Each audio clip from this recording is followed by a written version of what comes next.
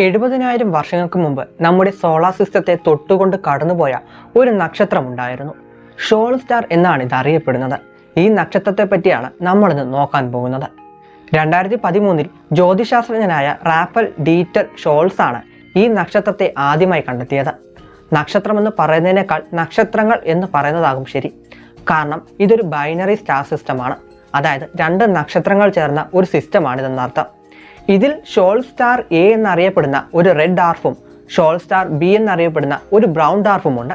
Red ഡാർഫിന് ജൂപ്പിറ്ററിനേക്കാൾ 85 മടങ്ങ് ഭാരവും brown ഡാർഫിന് ജൂപ്പിറ്ററിനേക്കാൾ 65 മടങ്ങും ഭാരവും ഉണ്ടെന്നാണ് കണക്കാക്കിയിരിക്കുന്നത്. 120 ദശലക്ഷം കിലോമീറ്റർ അകലെ നിന്ന് 4 വർഷം കൊണ്ട് പരസ്പരം വലം വയ്ക്കുന്ന ഇവയെ കണ്ടെത്തിയത് ഗാലക്റ്റിക് പ്ലെയിനിന് അടുത്തുള്ള മോണോസെറോസ് നക്ഷത്ര സമൂഹത്തിലാണ്. സൂര്യനിൽ നിന്ന് 22 പ്രകാശവർഷം അകലെയുള്ള ഇവയ്ക്ക് 3 മുതൽ 10 ബില്യൺ വർഷം വരെ പഴക്കമുണ്ടെന്നാണ് കണക്കാക്കുന്നത്. കണ്ടെത്തിയത് മുതൽ തന്നെ ഇതിന്റെ അസാധാരണമായ ചലനം അവർ ശ്രദ്ധിച്ചിരുന്നു.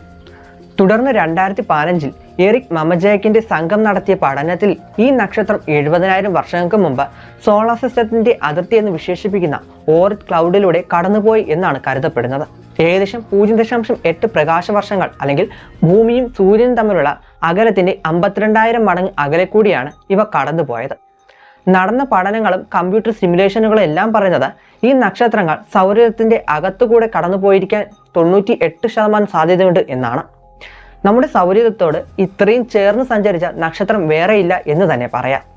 2018 നടന്ന പഠനങ്ങളിൽ നമ്മുടെ സോളാർ സിസ്റ്റത്തിന്റെ ഓറിറ്റ് ക്ലൗഡിലൂടെ കടന്നുപോയപ്പോൾ ഉണ്ടായ ഗ്രാവിറ്റേഷണൽ എഫക്റ്റ് കാരണം നിരവധി കോമറ്റുകൾ തന്റെ പാതയിൽ നിന്നും വ്യതിചലിച്ച് ഇന്നർ സോളാർ സിസ്റ്റത്തിലേക്ക് കടന്നിട്ടുണ്ടെന്നും അവ 2 ദശലക്ഷം വർഷങ്ങൾ കൊണ്ട് ഇന്നർ സോളാർ സിസ്റ്റത്തിലേക്ക് കടക്കുമെന്നും അവർ പറയുന്നു. നിലവിൽ ഷോൾ സ്റ്റാർ ഇപ്പോൾ വളരെ വേഗത്തിൽ നമ്മളിൽ നിന്നും അകന്നു പോവുകയാണ്. അതുകൊണ്ട് തന്നെ ഇനി അവ നമ്മുടെ അടുത്ത് എത്താനുള്ള സാധ്യതയും വളരെ കുറവാണ്. എന്നിരുന്നാലും ഭാവിയിൽ നമ്മുടെ സൗരത്തിന് സമീപമായി മറ്റു നക്ഷത്രങ്ങളും കടന്നുപോകുമെന്ന് കരുതപ്പെടുന്നു. 2018 മറ്റൊരു സംഘം ഗവേഷകർ ഗിയ എന്ന സ്പേസ് ഒബ്സർവേറ്ററിയുടെ ഡേറ്റ ഉപയോഗിച്ച് നമ്മുടെ സൂര്യൻ ഭാവിയിൽ മറ്റു നക്ഷത്രങ്ങളുമായി കൂട്ടിമുട്ടാനുള്ള സാധ്യതകളെ പറ്റി പഠിച്ചിരുന്നു. ഇതനുസരിച്ച് അടുത്ത 15 ദശലക്ഷം വർഷത്തിനുള്ളിൽ നമ്മുടെ സൗരയൂഥത്തിന്റെ 15 പ്രകാശ വർഷത്തിനുള്ളിൽ കടന്നുപോകുന്ന 700ഓളം നക്ഷത്രങ്ങളെ അവർ കണ്ടെത്തി.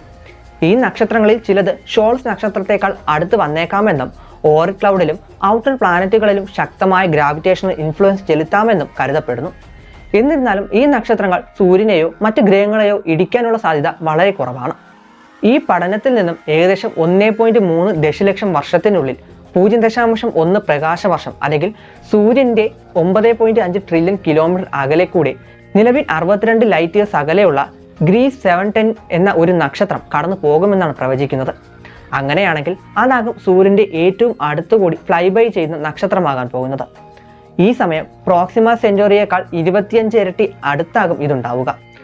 അപ്പോൾ ഓറിറ്റ് ക്ലൗഡിന്റെ ഘടനയ്ക്ക് തന്നെ മാറ്റം വരുത്താൻ ഇത് കാരണമായേക്കാം. എന്നാൽ ഇന്നർ സോളാർ സിസ്റ്റത്തിൽ വലിയ സ്വാധീനം ചെലുത്താൻ ഇതിന് സാധിക്കില്ല എന്നാണ് കരുതപ്പെടുന്നത്.